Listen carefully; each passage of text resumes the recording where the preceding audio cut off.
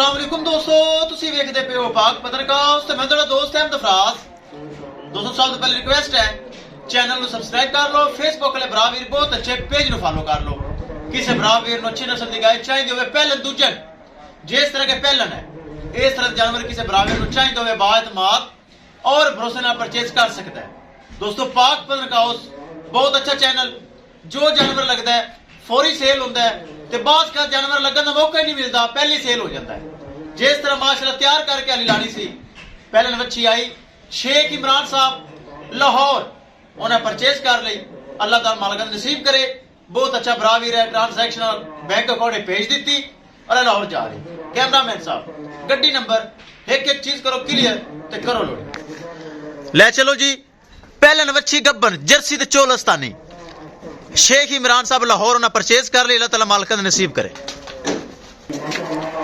माशाल्लाह चेक करो बड़ी ढिली डाली पई पहलन फर्स्ट टाइमर दो दंद जर्सी ते चोलस्तानी तैयार करने का मौका नहीं मिला, पहले ही हजूर साहब ने खरीद ली, लाहौर ऑनलाइन परचेज कर ली।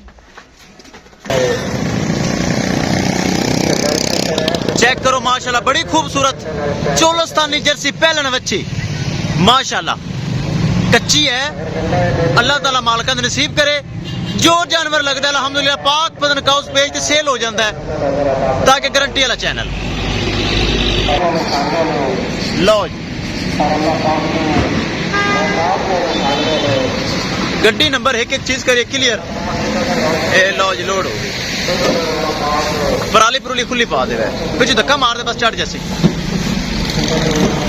अल्लाह दे सुपुर्द। किसे मेरे भरा वीर नूं मजीद जानवर चाहिए तो राबता करके परचेज कर सकता है। इंशाल्लाह दोस्तों मिलेंगे एक नई वीडियो के नाल। अपने फराज दोस्त नूं दे इजाजत, अल्लाह निगहबान।